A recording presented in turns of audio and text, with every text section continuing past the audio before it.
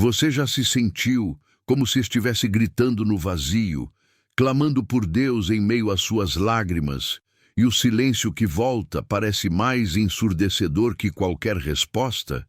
Já experimentou aquela sensação de que as águas da vida estão passando sobre você, onda após onda, e você se pergunta onde está aquele Deus que um dia pareceu tão próximo? Prepare seu coração, porque o que você está prestes a descobrir sobre o Salmo 42 vai transformar completamente sua compreensão sobre os momentos em que Deus parece silenciar. E mais, arqueólogos, linguistas e historiadores revelaram segredos sobre este texto que vão fazer você enxergar sua própria jornada espiritual de uma forma totalmente nova. Vamos começar mergulhando no texto completo, porque cada palavra aqui foi preservada através de 3.000 anos, não por acaso, mas pela providência divina. Ouça com atenção. Como a corça anseia por águas correntes, a minha alma anseia por ti, ó Deus. A minha alma tem sede de Deus, do Deus vivo. Quando poderei entrar e apresentar-me a Deus? Dia e noite, as minhas lágrimas têm sido o meu alimento, pois me perguntam o tempo todo: onde está o seu Deus? Lembro-me destas coisas enquanto derramo a minha alma, como eu costumava ir com a multidão, guiando a procissão à casa de Deus, com cantos de alegria e louvor entre a multidão festiva. Por que você está assim tão triste, ó minha alma? Por que está assim tão perturbada dentro de mim? Ponha a sua esperança em Deus, pois ainda o louvarei. Ele é o meu Salvador e o meu Deus. Minha alma está triste dentro de mim. Por isso de ti me lembro desde a terra do Jordão, desde as alturas do Hermon, desde o monte Mizar. Um abismo chama outro abismo ao som das tuas cataratas. Todas as tuas ondas e vagas se precipitaram sobre mim. De dia o Senhor ordena a sua bondade, e de noite comigo está o seu cântico, uma oração ao Deus da minha vida. Pergunto a Deus, minha rocha: por que te esqueceste de mim? Por que devo andar lamentando, oprimido pelo inimigo? Mortal agonia toma conta dos meus ossos quando os meus adversários me afrontam, dizendo-me o tempo todo: onde está o seu Deus? Por que você está assim tão triste, ó minha alma? Por que está assim tão perturbada dentro de mim?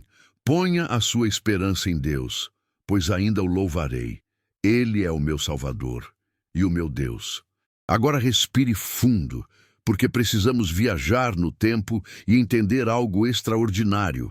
Este salmo pertence à coleção dos filhos de Corá, uma família levítica que tinha a responsabilidade sagrada de liderar a adoração no Templo de Jerusalém.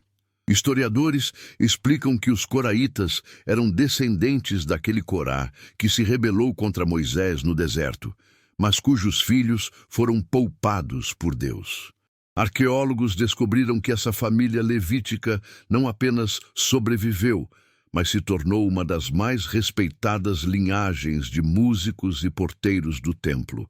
Imagine a profundidade espiritual de uma família que experimentou tanto o julgamento quanto a misericórdia divina, e agora expressava isso através da música sacra. O contexto geográfico aqui é absolutamente fascinante. O salmista menciona estar longe de Jerusalém, especificamente na região do Jordão, das alturas do Hermon e do Monte Mizar. Vamos entender isso geograficamente. O Monte Hermon fica na fronteira norte de Israel, com picos que alcançam aproximadamente 2.814 metros de altitude. Hoje, essa região corresponde à tríplice fronteira entre Israel, Síria e Líbano. A distância entre Jerusalém e o Hermon é de cerca de 200 quilômetros, uma jornada que na época levaria aproximadamente uma semana a pé. O Monte Mizar, cujo nome em hebraico significa pequeno ou insignificante, provavelmente era uma elevação menor próxima ao Hermon, criando um contraste geográfico e espiritual poderoso. Mas aqui vem algo que muda tudo. A palavra que abre este salmo no hebraico original é ka'ayal, que vem da raiz, que descreve especificamente uma corça, não um cervo macho. Linguistas hebraicos explicam que essa escolha de palavra não é casual. A corça, ao contrário do cervo, é mais ágil, mais sensível, e arqueólogos que estudaram a fauna antiga do Oriente Próximo descobriram que as corças da região tinham um comportamento específico. Durante os períodos de seca severa, elas deixavam as planícies e subiam às montanhas em busca de nascentes que nunca secavam. Elas literalmente arriscavam suas vidas nessa jornada vertical, porque sabiam que apenas nas alturas encontrariam água viva. Agora, preste atenção nesta revelação linguística que vai tocar seu coração. A palavra hebraica para anseia aqui é ta'arog, que carrega o sentido de um desejo tão intenso que se manifesta fisicamente como gemidos, suspiros profundos, uma busca que envolve todo o ser. Não é um simples querer, é uma necessidade vital. Especialistas em linguística semítica explicam que essa palavra era usada para descrever o som que os animais fazem quando estão morrendo de sede, um clamor instintivo de sobrevivência. Você percebe a profundidade espiritual aqui? O salmista está dizendo que sua necessidade de Deus não é um luxo religioso, mas uma questão de vida ou morte espiritual. Para entendermos o contexto cultural completo, precisamos saber que naquela época a adoração coletiva no Templo de Jerusalém não era apenas um evento religioso, era o centro da identidade nacional e espiritual do povo de Israel. Antropólogos culturais revelam que a sociedade israelita estruturava seu calendário, sua economia e suas relações sociais em torno das festas e celebrações do templo. Estar distante do templo não significava apenas saudade de um lugar sagrado. Significava estar cortado da própria comunidade de fé, isolado do principal meio de expressar devoção a Deus. Arqueólogos descobriram inscrições de peregrinos que viajavam meses apenas para participar de uma única festa em Jerusalém, demonstrando como essa conexão era vital para sua identidade. Observe agora algo que especialistas em estudos bíblicos chamam de estrutura de lamentação litúrgica. Este salmo segue um padrão que historiadores encontraram em outras culturas do Antigo Oriente Próximo, mas com uma diferença revolucionária. Enquanto lamentações de civilizações contemporâneas, como a babilônica, terminavam em desespero ou fatalismo, o salmista hebreu insere algo único, o refrão de esperança. Por que você está assim tão triste, ó minha alma? Esta não é apenas uma pergunta retórica, é uma técnica espiritual profunda. A palavra hebraica nafshi, traduzida como minha alma, vem de nefesh, que na época significava a totalidade da vida interior, incluindo emoções, pensamentos e vontade. O salmista está literalmente travando um diálogo consigo mesmo, aplicando verdade sobre sentimento. E aqui está algo que arqueólogos descobriram recentemente que mudou nossa compreensão. Nas escavações de Qumran, onde os manuscritos do Mar Morto foram encontrados, identificaram que os Salmos 42 e 43 eram originalmente um único salmo. Eram copiados sem separação nos manuscritos mais antigos. Isso significa que a mensagem de esperança e restauração do Salmo 43 é a conclusão natural do clamor do Salmo 42. A jornada não termina na angústia, ela avança para a certeza da presença divina. Vamos agora mergulhar numa expressão que tem profundidade oceânica. Um abismo chama outro abismo ao som das tuas cataratas. A palavra hebraica para abismo aqui é Tehom, a mesma palavra usada em Gênesis 1, versículo 2, para descrever as profundezas primordiais antes da criação. Especialistas em cosmologia antiga explicam que Tehom representava as forças caóticas que apenas Deus poderia controlar. Quando o salmista diz que um abismo chama outro, ele está expressando que suas circunstâncias parecem tão avassaladoras quanto as próprias forças da criação. Mas perceba a genialidade espiritual. Ele reconhece que mesmo essas ondas e vagas são tuas, são de Deus. Geólogos que estudaram a região do Hermon explicam que as cataratas daquela área são formadas pelo degelo das montanhas, criando cascatas poderosas que descem em múltiplos níveis, e o som de uma pode literalmente chamar a atenção para outra. A metáfora geográfica revela uma verdade espiritual. Até nas cataratas mais violentas da vida, é Deus quem está no controle. Para aquela sociedade, e aqui está algo revolucionário, a experiência que o salmista descreve era considerada uma crise existencial completa. Os desafios que enfrentavam eram completamente diferentes dos nossos, porque sua identidade estava intrinsecamente ligada à presença física de Deus no templo. Mas Deus, em sua sabedoria, permitiu que essa palavra fosse preservada, porque sabia que viriam gerações de crentes que experimentariam distanciamento geográfico, emocional e espiritual do lugar onde encontravam a Deus. E aqui está o que mais impressiona. Tanto a verdade espiritual quanto as descobertas modernas sobre adoração e psicologia humana confirmam que a presença de Deus nunca foi limitada a um lugar físico. O templo era um símbolo pedagógico apontando para uma realidade maior. Observe esta frase com atenção. De dia, o Senhor ordena a sua bondade. A palavra hebraica traduzida como ordena é Yetzavé, que vem da raiz militar de dar ordens a tropas. Especialistas em hebraico bíblico explicam que isso implica que a bondade de Deus não é passiva ou condicional. Ela é ativamente comandada, decretada, enviada como um exército celestial para alcançar você. Durante o dia, quando você está mais vulnerável aos questionamentos e afrontas dos que perguntam onde está o seu Deus, a bondade divina é ordenada a marchar até você. E de noite, quando a escuridão parece mais densa e a solidão mais profunda, o cântico de Deus está com você. Não é você quem precisa fabricar louvor, é Deus quem fornece a própria canção. Historiadores documentaram que na cultura israelita antiga, a noite era considerada o momento de maior vulnerabilidade espiritual. Não havia eletricidade. As cidades ficavam em completa escuridão e acreditava-se que forças espirituais negativas tinham mais influência nesse período. Mas o salmista declara algo radical para aquela época.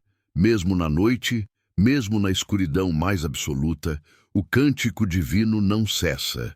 Isso era teologia revolucionária. Arqueólogos descobriram que outras civilizações do Oriente Próximo tinham rituais complexos de proteção noturna contra demônios e espíritos malignos. Mas o adorador de Javé tinha uma arma diferente. A oração cantada ao Deus da vida, mesmo nas horas mais sombrias. Agora chegamos a uma pergunta que perfura o coração. Por que te esqueceste de mim? Aqui precisamos entender algo crucial sobre o pensamento hebraico. Quando o salmista faz essa pergunta a Deus, a quem ele chama de minha rocha, ele não está questionando a existência de Deus ou sua fidelidade teórica. A palavra rocha, em hebraico, sela, era usada para descrever formações rochosas maciças que serviam como refúgio e fortaleza. Engenheiros que estudaram a arquitetura militar antiga explicam que essas rochas eram consideradas fundações inabaláveis, bases sobre as quais se construía proteção. O salmista está dizendo: Deus, você é minha fundação inabalável, então por que me sinto abalado? Você é meu refúgio, então por que me sinto exposto? E aqui está uma descoberta linguística que muda nossa leitura. A palavra traduzida como esqueceste é shakashta, que no hebraico antigo não significa amnésia divina, mas sim a experiência humana de não perceber a atenção divina.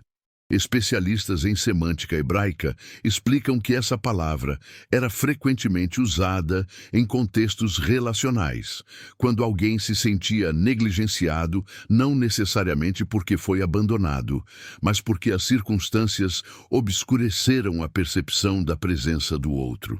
É como uma nuvem que cobre o sol. O sol não deixou de existir ou brilhar, mas você temporariamente não sente seu calor. Para aquela época, isso era revolucionário, porque as religiões pagãs contemporâneas ensinavam que os deuses literalmente se esqueciam dos humanos ou perdiam interesse neles.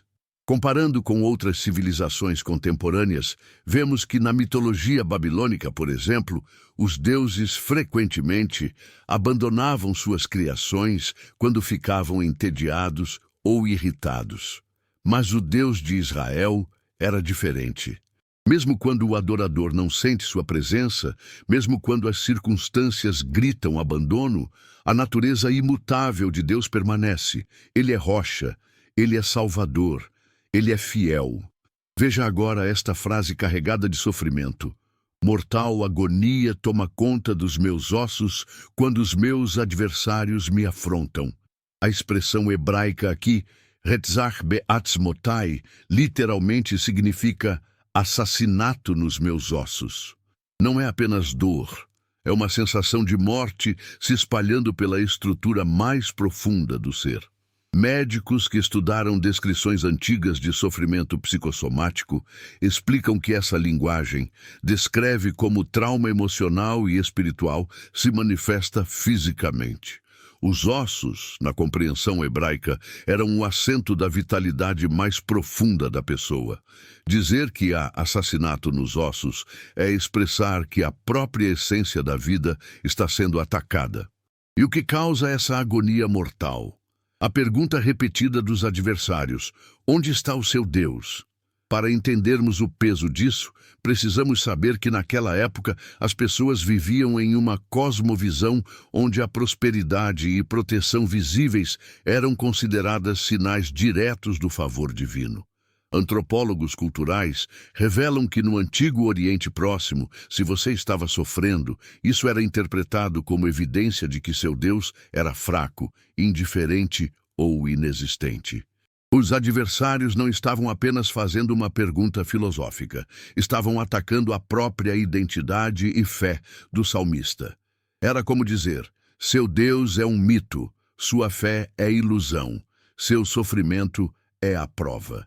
Mas aqui vem a revelação que muda tudo, confirmada tanto pelas Escrituras quanto pela história da Igreja através dos séculos.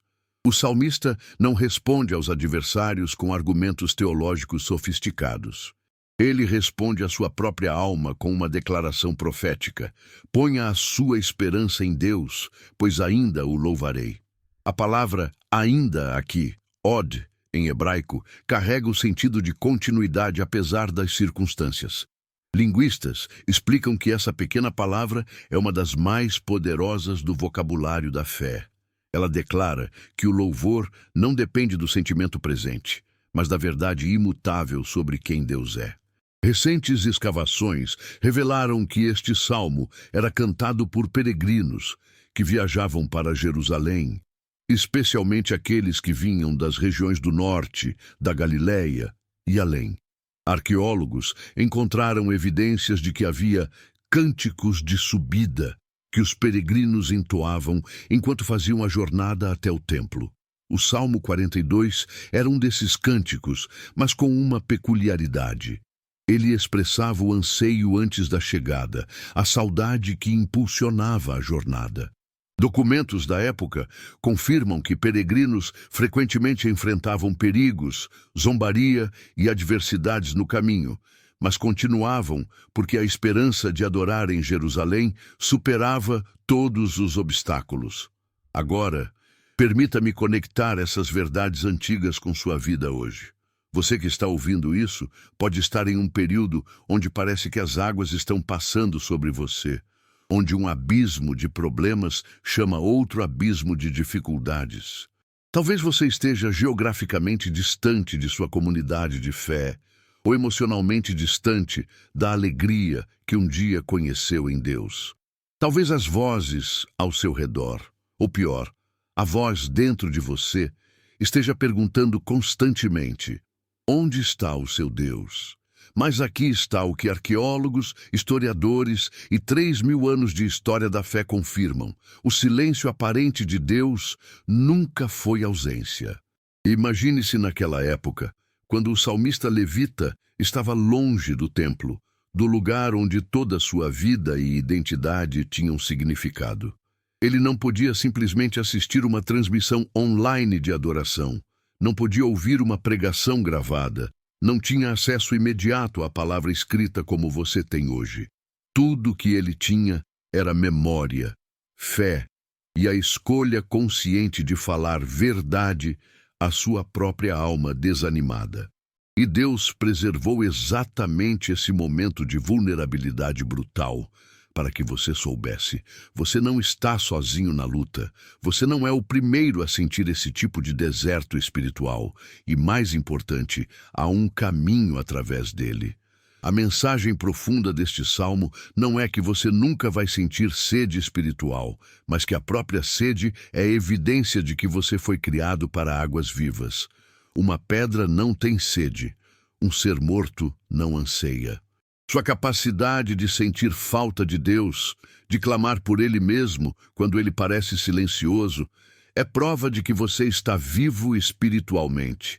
É prova de que a imagem de Deus em você está ativa, buscando, ansiando pela conexão com aquele que é a fonte de toda a vida. Por séculos, pensávamos que fé madura significava nunca duvidar, nunca questionar, nunca sentir o peso da distância de Deus. Até descobertas teológicas e o testemunho de santos através da história revelarem que, na verdade, a fé mais profunda é aquela que escolhe louvar não porque sente, mas porque sabe. É a fé que olha para os abismos, chamando abismos, e declara: essas são suas ondas, seu controle, sua soberania. Mesmo quando não compreendo, mesmo quando não sinto, eu escolho confiar que o Deus que ordenou sua bondade de dia e seu cântico de noite não mudou. Especialistas em formação espiritual explicam que os desertos da alma, esses momentos de aparente silêncio divino, não são evidência de que Deus se afastou, mas frequentemente são o ambiente onde Ele está fazendo a obra mais profunda em nós.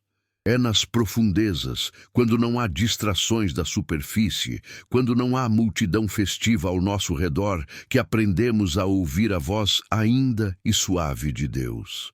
É no exílio do Hermon, longe do conforto do templo, que descobrimos que Deus nunca precisou do templo tanto quanto nós pensávamos que precisávamos. Ele sempre esteve presente em cada lugar, em cada altitude, em cada vale. Hoje sabemos que essa região do Jordão e do Hermon, onde o salmista estava, era caracterizada por violentos contrastes. Picos nevados e vales profundos, cataratas rugindo e remansos tranquilos. E não é exatamente assim que é nossa jornada espiritual? Altos e baixos, águas turbulentas e momentos de paz, sede intensa e satisfação profunda. Mas através de tudo isso, a verdade permanece. Deus é seu Salvador, Deus é sua rocha, Deus é digno de louvor não pelo que você sente, mas pelo que Ele é eternamente. Então aqui está a sua aplicação prática para hoje, tão real quanto era há 3.000 anos. Quando sua alma estiver triste e perturbada dentro de você, não ignore esses sentimentos, mas também não permita que eles tenham a palavra final. Faça como o salmista fez. Pergunte à sua própria alma: por que está assim tão triste? Por que está assim tão perturbada? E então, como um decreto real, como um comandante ordenando tropas, declare verdade sobre sentimento. Ponha a sua esperança em Deus. Não espere até sentir vontade de louvar. Escolha louvar, porque Ele ainda é quem sempre foi. Declare com fé profética: ainda o louvarei. O ainda não nega a dor presente, mas afirma a certeza futura. Se esta revelação histórica e espiritual tocou seu coração como tocou o meu quando descobri essas verdades que Deus preservou através dos séculos, se você percebeu que seu anseio por Deus, mesmo na secura, é evidência de vida espiritual e não de fracasso, compartilhe essa palavra com alguém que também está atravessando um deserto. Há pessoas ao seu redor cuja alma está tão triste quanto estava a do salmista, e elas precisam saber que não estão sozinhas, que essa jornada já foi trilhada, que há esperança documentada não apenas nas Escrituras, mas na experiência de incontáveis adoradores através da história. Lembre-se, aquela corça subindo a montanha em busca de água viva estava disposta a deixar o conforto da planície, a enfrentar o perigo da escalada, porque sabia que apenas nas alturas encontraria o que precisava para sobreviver. Você está sendo chamado a uma jornada similar. As águas rasas da religiosidade superficial não vão saciar sua sede. Os abismos que parecem estar te engolindo são, na verdade, o caminho para as profundezas de Deus. E quando você sentir que está afundando, lembre-se, as cataratas mais poderosas do Hermon são formadas pela água que desce das maiores alturas. O que parece te afogar pode ser exatamente o fluxo de vida vindo da presença de Deus. Há 3.000 anos, um levita exilado escreveu um cântico de anseio que se tornou hino de esperança para bilhões. Hoje nós, com acesso à palavra completa, com o conhecimento da história de redenção revelada em Cristo, com descobertas arqueológicas que confirmam a precisão das Escrituras, não temos menos razão para a esperança, temos ainda mais. Porque agora sabemos não apenas que Deus ordena sua bondade e canta sua canção, mas que Ele enviou seu próprio Filho para ser as águas vivas que nossa alma anseia. A paz que eu deixo com você hoje não é a ausência de turbulência, é a certeza de que mesmo quando um abismo chama outro abismo, mesmo quando as cataratas rugem e as ondas se precipitam, você está sendo sustentado pela rocha inabalável. A sabedoria que compartilho não é minha, é a verdade preservada através de milênios, confirmada pela história, validada pela arqueologia e selada pelo sangue de Jesus Cristo. Deus nunca silenciou, você apenas está aprendendo a ouvir de maneiras mais profundas. Que o Senhor Jesus, que é a própria água viva, pela qual sua alma anseia, satisfaça sua sede mais profunda, que Ele transforme seu deserto em manancial, sua noite em canção, sua dúvida em fé inabalável. E que você descubra, como o salmista descobriu, que o anseio intenso por Deus é, na verdade, o começo da maior satisfação que um ser humano pode experimentar. Não tema a jornada através dos abismos. A corça sempre encontra água nas alturas, e você encontrará o Deus vivo, exatamente onde Ele prometeu estar.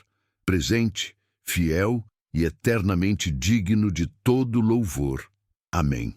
Para a glória do Deus Pai, pela revelação do Senhor Jesus Cristo, na unção do Espírito Santo, que preservou esta palavra através dos séculos para chegar até você hoje, exatamente quando você mais precisava ouvir.